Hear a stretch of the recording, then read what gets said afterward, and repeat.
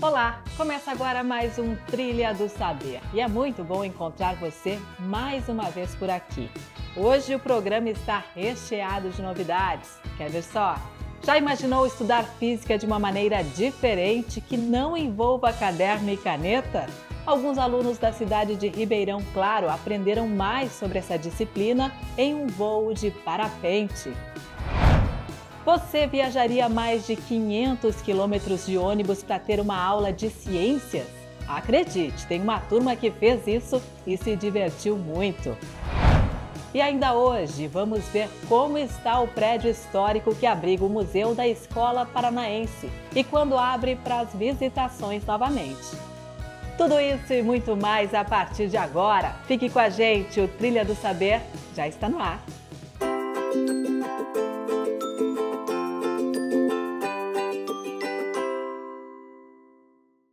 Estudantes do Colégio Estadual Professor Joaquim Adrega de Moura viveram uma experiência daquelas que a gente não esquece.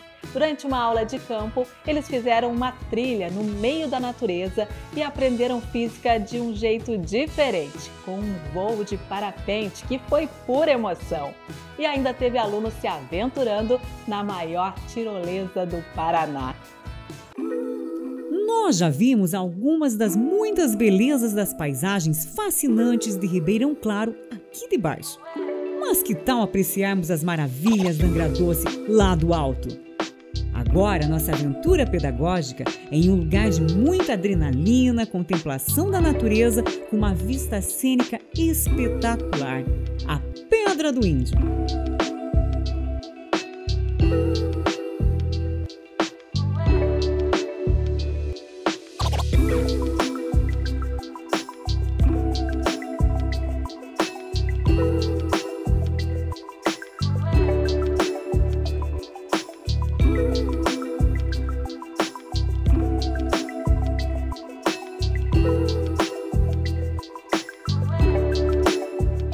Os estudantes do Colégio Estadual Professor Joaquim Adrega de Moura aproveitaram para tirar selfies, admirar a paisagem e fazer uma caminhada subindo a trilha de 300 metros para chegar pertinho da pedra. E lá de cima dá para entender bem porque ela tem esse nome. E o João Paulo contou tudo pra gente. Bom, nessa parte do passeio, que é o passeio da trilha, então a gente chega finalmente a esse bloco de rocha, muito característico da nossa região, que é o arenito, e aonde, devido aos longos dos anos, milhares de anos na verdade, foi feita essa formação natural que acabou esculpindo essa faceta, Ela remete a uma carranca de um índio asteca, na verdade. E foi da onde o proprietário olhou, identificou e resolveu nomear a estância como Estância Pedra do Índio, em homenagem a essa pedra especificamente. Essa formação geológica com formato curioso, moldada a partir da erosão causada pela água e pelo vento, é o principal cartão postal da Estância Pedra do Índio. Mas o local tem muitas outras atrações, incluindo um dos melhores pontos do Brasil para um voo de parapente de tirar o fôlego com uma vista magnífica. E os nossos estudantes aproveitaram para aprender física. Afinal, a aerodinâmica com base no princípio de Bernoulli é essencial para compreender o voo de parapente, desde a sustentação da asa até a utilização de fenômenos como as térmicas e o vento, sem contar a terceira lei de Newton da ação e reação. Lisandro, como é que funciona o parapente? Conta pra gente. O parapente ele é um planador inflável, Então é uma vela, é uma asa que quando infla ela vira um aerofólio, uma asa de avião para voar mesmo, por isso que não cai, Ele plana, a cada metro que afunda vai 10 metros para frente. Por que a gente precisa do vento? O vento vem, bate na montanha, Como a gente não tem motor, esse vento ele acaba subindo e gera uma sustentação na frente da montanha. Então, a hora que a gente infla a vela e corre, a gente pega esse vento que sobe e sobe junto. Aí a gente fica próximo da montanha, igual o nosso amigo tá ali, ó. Olha lá, voando. gente, olha só, já Entendeu? tá voando. Aí o que acontece? A gente vai saindo de perto da montanha, ele vai planando, é um planador, entendeu? Opa, tô ficando baixo, eu vou encostar de novo nela e a gente sobe de novo. Essa é a brincadeira. Então tem que ser sempre perto da montanha. Sempre perto da montanha. Existem outra modalidade, que daí esse é o voo de lift que a gente fala, né? Lift em inglês, sustentação, né? A gente está voando próximo da montanha para aproveitar. E existe o voo térmico, que é aqueles que o urubu fica rodando. Você já viu na cidade o urubu rodando, né? Entendeu? Porque, e sempre com a asa parada, né? Sem bater asa. Por quê? Ali o sol esquenta o chão, chega uma hora que desprende uma bolha de ar quente gigante, vamos dizer assim. Aí, os urubus, para não ficar batendo asa para querer, o que eles acontecem? Eles são uns planadores natos. Eles entram com toda a sensibilidade deles e ficam surfando nessa onda aí, e sobe. E a gente tenta fazer a mesma coisa. Ah, tá. Igual o urubu, então. Igual o urubu é o mestre. Ah, entendi. Entendeu? A vantagem desse tipo de voo com relação a esse, que a gente pode ir a 2, 3 mil metros de altura. E aqui a gente faz um voo contemplativo, né? A gente voa perto da encosta, a gente voa com os turistas, vai até no Morro do Gavião, vem por cima da represa e um dia igual hoje a gente vai voltar e pousar aqui. O equipamento ele consiste na cadeirinha do piloto, que a gente chama de selete, né? Onde eu vou conectado. Aqui atrás, minha mochila vem... Esse daqui, ó. Eu levo o saco, né? Aqui de roubada. Porque vai que eu e ela a gente pousa lá embaixo, tem que subir a pé. Então, olha aí, ó. Tá tudo aqui. Tem que levar. Vamos nos prevenir. É. Mas é seguro. Tem toda a questão de segurança, não é mesmo, Lisandro? É assim, a gente tem que respeitar a natureza, entendeu? O que é perigoso para nós? Vento muito forte, vento acima de 30 km por hora, que não é o caso de hoje. Hoje está em torno de 18, 20, né? O vento está lateral. Por exemplo, se o vento estiver vindo daqui ou daqui, é perigoso também. O vento tem que estar sempre alinhado. Está reto aqui, entendeu? Esse é o básico, né? E equipamento em boas condições. Equipamento revisado, né? A gente tem que mandar periodicamente para revisão, ver o estado dele, né? A gente voa com paraquedas reserva ainda. Essa aqui é a cadeirinha do passageiro, a selete do passageiro, tá. Que eu já vou aproveitar e já vou conectando. Ótimo. Ó. Vamos lá.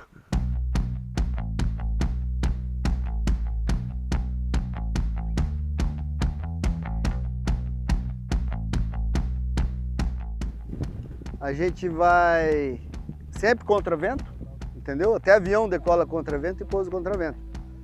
Porque ele pega a resistência e acaba entrando em voo, né? Mais fácil.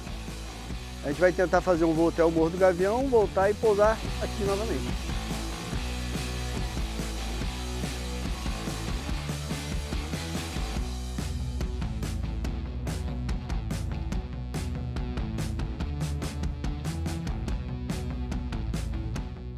Aê, Lisandrão aí, ó, gente. Tô voando com esse cara que é top demais. O cara é bom, hein? O cara é fera. O cara é fera no parapente, viu, gente? Nossa, emocionante. Pensa na delícia.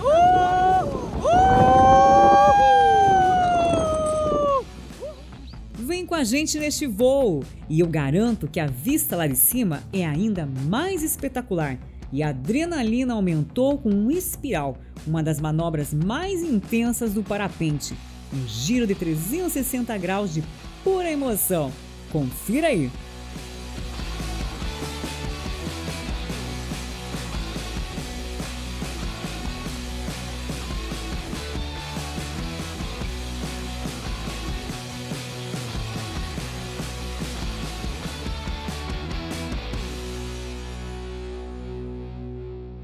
Lisandro, amei.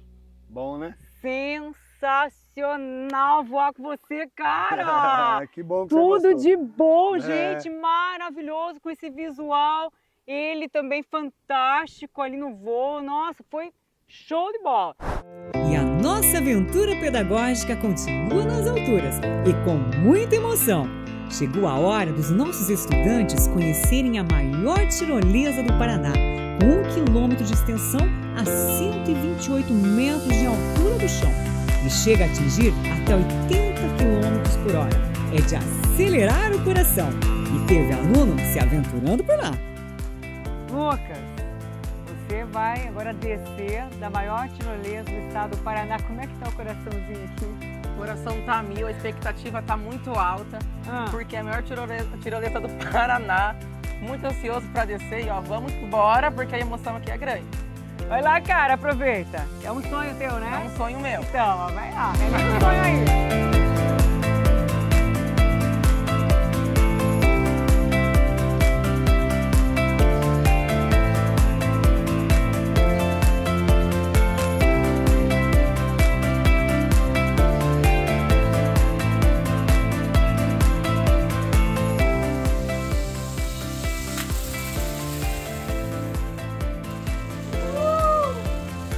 Tranquilo? Demais, nossa, muito bom! A Estância Pedra do Índio também é o local perfeito para a prática do cicloturismo. E a Marina é a criadora do projeto Eco Bike Track, que une o esporte e contemplação das paisagens, realizando roteiros com trajetos em estradas rurais, priorizando a preservação do meio ambiente, em especial das nascentes de Ribeirão Claro. E ela contou tudo pra gente. Estou aqui com a Marina, fera da bike, e vai contar pra gente aí como é que é o trabalho de cicloturismo aqui em Ribeirão Claro. Eu estou aqui em Ribeirão Claro há 7 anos, eu faço um trabalho de atividades outdoor aos finais de semana, que é o cicloturismo, as caminhadas e também agora as expedições de caiaque, para trazer o pessoal conhecer essas belezas naturais do nosso município. A gente traz também a parte da agroindústria, a gente faz roteiros guiados, leva para conhecer as propriedades rurais que trabalham com produção de queijos, produção de hortaliças e frutas e agregar muito valor ao que a gente tem aqui, né? Então eu sempre falo que é a prática de esportes, né? A superação, porque Ribeirão Claro, querendo ou não, é uma região, né, bastante montanhosa e essa ligação com o ciclista ou com o turista para conhecer da onde vêm as coisas, né? Como é as coisas do campo, da onde vem toda essa produção e a parte da natureza, do meio ambiente, que a gente faz um trabalho também bem bacana das pessoas conhecerem da onde vem a água, de como ela é preservada, de toda essa importância. Pensando na preservação do meio ambiente desse lugar fantástico, como é que você trabalha aí no seu projeto de nascentes? A Ribeirão Claro é uma dádiva para a gente, então a gente tem que pensar muito nessa questão de proteção do meio ambiente. E pensando nisso, a gente criou um projeto, né, junto ao Instituto de Desenvolvimento Rural do Paraná, que é o que eu trabalho, e de fazer a preservação dessas nascentes, né? Então a gente escolhe as propriedades rurais que trabalham com agricultura orgânica ou que tem algum trabalho com turismo rural ou que a família precisa de tomar água ali, né, da sua subsistência. Então são esses critérios que a gente trabalha. A gente faz essa recuperação da nascente, um trabalho solo e cimento, faz o trabalho de cercamento, de proteção para que os animais não pisem, né, não estraguem todo o trabalho feito. E a gente faz também esse trabalho de fazer o caminhamento dessa água para a estrada turística. Então, por exemplo, tem uma nascente preservada lá no pé do morro e tem um caminhamento, que é uma mangueira que leva essa água até a estrada. A gente constrói as bicas e o pessoal que passa ali tem a oportunidade de beber uma água direto da fonte.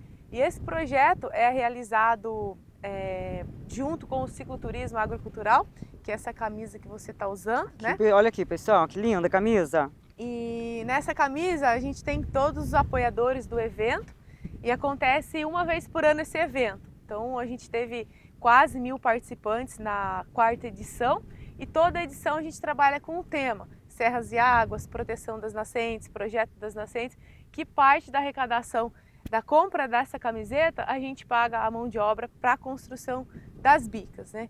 Então, assim, a gente tem um carinho muito grande pelo cicloturismo agrocultural, né? Como já se fala, agrocultural, agricultura, cultura, e o cicloturismo, que a pessoa vai ter a oportunidade de, através da bicicleta, conhecer todas essas belezas.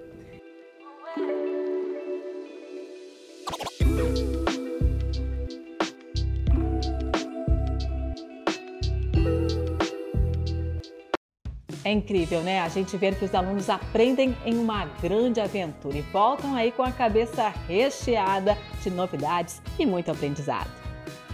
E já pensou em viajar mais de 500 quilômetros só para ter uma aula de ciências? Pois foi exatamente isso que os alunos do Colégio Estadual Marquês de Herval, da cidade de Uniflor, no Paraná, encararam. O destino foi o Parque da Ciência, que fica em Pinhais, também no Paraná. E olha, essa viagem valeu cada quilômetro percorrido. Vamos ver?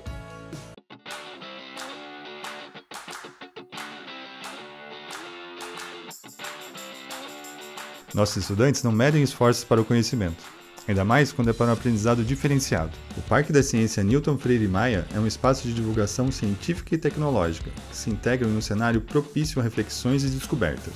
Em seus mais de 7.000 metros quadrados, aborda diversos temas, divididos nas seções como a evolução do universo e do pensamento científico, cidade, energia, água e terra. A nossa aula prática ela teve uma grande importância, ela foi muito importante para que eles pudessem identificar, para eles pudessem ter um conhecimento do que é o ciclo da água, do que é as cidades do Paraná, do que é a importância dos rios e como eles se deslocam. E os alunos amaram, adoraram conhecer o local, trabalhar essa aula de campo, desenvolver toda essa atividade dentro do nosso mapa Paraná e saber e adequar todas as cidades do Paraná e principalmente a nossa de Uniflor. E a aula continua nos diversos ambientes internos do parque, com os estudantes explorando ao máximo todo o conhecimento oferecido pelo espaço, ao mesmo tempo que se divertiam com as obras interativas, nos mais diversos campos científicos. Tem muitas coisas que nós trabalhamos a teoria em sala de aula e que os alunos eles conseguiram observar a parte prática aqui neste parque, né? Um exemplo deles é aqui o terrário fechado, de quando a gente estuda o ciclo da água, a classificação dos seres vivos que nós temos aqui e interessante também a parte genética, a fita de DNA que nós temos aqui também. Com a apresentação do parque, eu lembrei de uma aula do professor Hércio, que ele fala sobre DNA. Ele ensinou sobre as guaninas, adeninas, timinas e citosinas, sobre o DNA, o RNA. Os alunos visitaram o planetário e fizeram muitas outras descobertas científicas. E também lembraram de suas aulas de ciência, biologia, química e muitas outras disciplinas com demonstrações práticas do conhecimento que já tinham adquirido na escola. Mas o grande sucesso da visita, com certeza, foi as experiências envolvendo eletricidade, que foi de arrepiar os cabelos. Hoje, aqui no Museu da Ciência, retomamos um conteúdo que a gente já tinha começado lá na terceira série, né? Sim. Com o nosso professor Alisson, que ele explicou sobre a eletrização pra gente, de contar adução, atrito, essas coisas, e foi uma experiência diferente pra gente, porque lá foram materiais diferentes que ele utilizou com a gente, foi mais explicativo lá, e aqui foi mais prática, então foi muito mais fácil de entender. Facilitou bastante para a gente entender o que ele estava explicando, porque a gente já tinha visto esse tema na nossa escola. Foi uma experiência muito incrível, você vê, né, os seus colegas de classe participando da aula prática ali que eles oferecem, de eletrização, que o cabelo espanta, vai para cima. É uma coisa muito legal e diferente, né, do que a gente vê na escola. Sim, foi engraçado, porque foi uma coisa que a gente não tinha visto antes, né, na escola, enfim, a gente só viu hoje. A gente nunca tinha visto isso. Em meio a muitas risadas, muito conhecimento foi adquirido com as experiências do gerador de Van de Graaff, que com certeza vai ficar na memória desses estudantes. Logo quando eu tive contato com aquela máquina, eu fiquei com um pouco de medo, mas eu vi que não dava nenhuma reação. E é bem legal quando ela tem contato com o cabelo e faz ele arrepiar, mas não acontece nada depois. Logo quando você sai da máquina e tem contato com o chão, já diminui. Graças a Deus, achei que não ia, mas diminui. E é bem legal conhecer, tá conhecendo essas coisas do museu, essas experiências, que eu achei bem divertido. Inclusive, entrei na brincadeira com eles, né, na brincadeira do conhecimento, vivenciando ali o processo da eletricidade, da eletrização, né, arrepiando os cabelos junto com os alunos, né, transmitindo um choquezinho, ali foi muito legal, tá, vivenciar esse momento com nossos estudantes. Além do conhecimento, né, a gente estreita laços junto com eles. Um dia cheio de aventura, ciência e conhecimento, que ficará marcada na memória desses estudantes e professores, aproveitando muito do que o Parque da Ciência tem a oferecer. Eu vi os modelos de sistemas, de planeta, eu vi sobre átomos, carga positiva e negativa, várias coisas interessantes, fósseis também. Então, se vocês puderem vir aqui, eu acho uma experiência muito divertida, recomendo. Eu estou gostando bastante do parque, é muito incrível, é uma experiência única.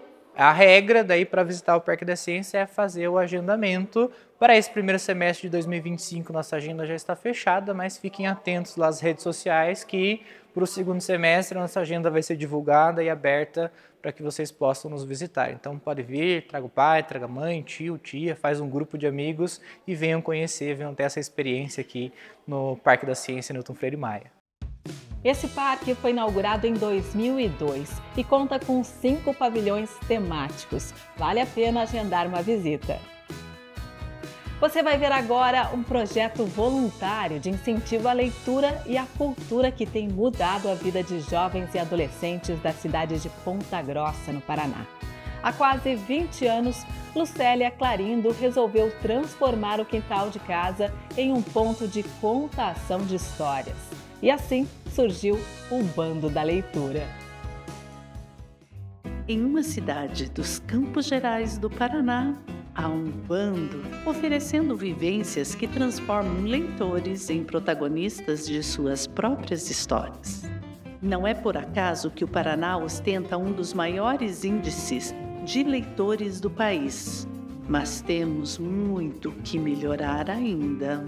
E minha vida depois da aposentadoria de 2007 tem sido isso. Contar histórias para lá e para cá, e especialmente aqui no Bando da Leitura. O Bando da Leitura que tem 18 anos, foi criado em 2007 por 2 meninas. Eu sou contadora de histórias, formada em pedagogia. Nesse espaço, que nos acolhe como coração de mãe, cabem inúmeros grupos, pessoas, livros, escolas, atividades, seres fantásticos, muitas e muitas e muitas histórias. O Bando da Leitura, como já diz o nome, é um bando de criança, atualmente um bando de gente que gosta de ler e que vem aqui para gostar ainda mais. Nós temos o Bando das Crianças, que é toda sexta-feira, e convidados. Temos o Bando Mulheres, que é exclusivo para as mulheres, onde a gente lê autoras, a gente reflete sobre a nossa vida. E tem o Bando da Saudade, que é o bando para os mais 70. O espaço lúdico da sala de leitura é cuidadosamente preparado para deixar ao alcance dos leitores diferentes elementos e técnicas que despertam a imaginação e o prazer pela leitura.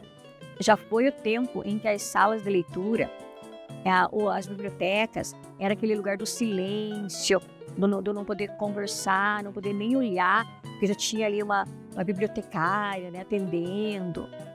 A sala de leitura, ela é mais um lugar onde as pessoas ficam, conversam, leem, escolhem os livros e promovem as rodas de leitura.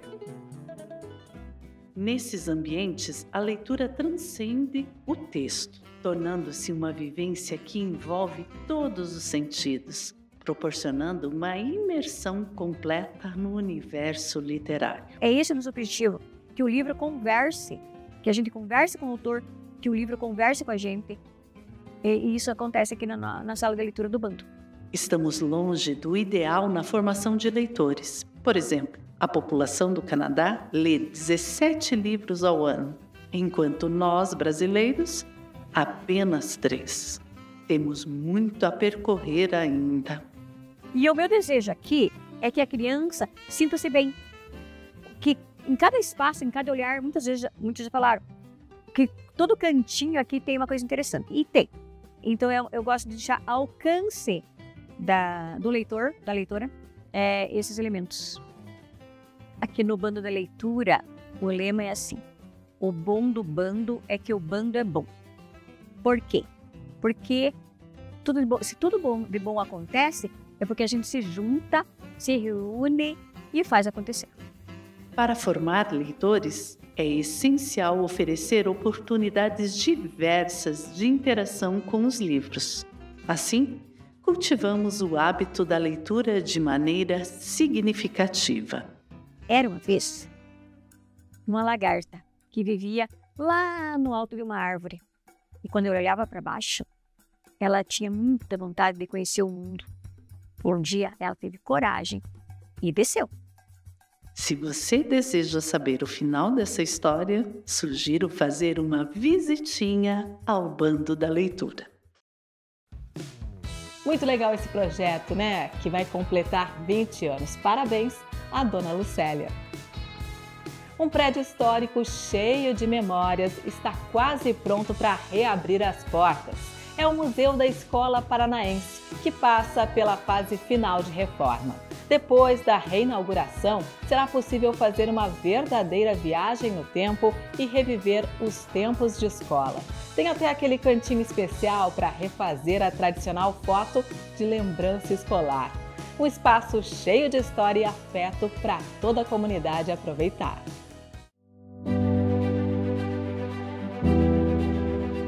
Inaugurado em 2024, o Museu da Escola Paranaense está localizado no prédio centenário do antigo Grupo Escolar Cruz Machado, no bairro Batel, em Curitiba. Construído em 1906, o local é um marco da arquitetura educacional do Paraná.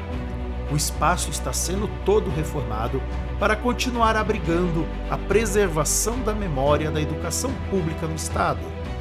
As obras aqui no museu, elas iniciaram no início de fevereiro. Nós conseguimos a verba do programa Escola Mais Bonita e nós estávamos esperando todo 2024, porque a casa ela tinha que passar por um processo de restauro. Então nós estamos aguardando com bastante ansiedade que essa obra a gente consiga reinaugurar a casa a partir de junho, né? Estamos na expectativa, porque é muito delicada, tem as janelas centenárias, tem uma série de elementos que a gente estava contando que já ia terminar, né? Já vamos terminar logo, mas ela demorou um pouco mais do que a gente previa. Nós ainda não temos uma máquina do tempo, mas aqui no Museu da Escola Paranaense, após o término das reformas, você poderá conhecer um pouco mais como era a escola na época dos seus pais, seus avós e bisavós. As pessoas vão encontrar aqui no museu a história da escola, né? A sua memória afetiva com a educação por meio da escola. Então vai ter carteiras antigas, né? Uma sala de aula da década de 20, 30. A gente vai ter um espaço que as pessoas vão poder vir aqui e tirar uma foto de novo daquela lembrança escolar, que era aquela foto que por décadas todo mundo fez, que tinha lá, tem o globo, tem a bandeira, tem os símbolos, né, cívicos. Essa foto perdurou por muitas décadas. Enquanto os andaimes transformam a aparência, o Museu da Escola Paranaense vive um diálogo entre o passado e o futuro. São quase 120 anos de história em cada porta, nas janelas e nas imponentes colunas do conhecimento. A intenção é despertar nos visitantes a consciência sobre a importância de preservar a história da educação e valorizar os profissionais que ajudaram a construí-la. O Museu da Escola Paranaense fortalece a identidade cultural do Paraná e destaca o papel fundamental da escola na formação da sociedade. A história da educação no Paraná, ela está representada, né? Porque a escola não morreu, a escola está aí. E isso está aqui, em todos esses elementos. Então, desde um uniforme, de um caderno, de uma cartilha, de um mobiliário, né? Tudo isso está refletindo no processo todo da educação no Paraná. Então, é isso que a gente está devolvendo para a sociedade, essa relação, né, de construir e de pensar a memória da educação paranaense. E é assim com muito carinho que o Museu da Escola está se preparando para receber os visitantes. Com certeza, um lugar para se visitar e levar todos os amigos e colegas. Esse foi o nosso programa de hoje. Você pode rever este e outros programas através do QR Code que está aí na sua tela.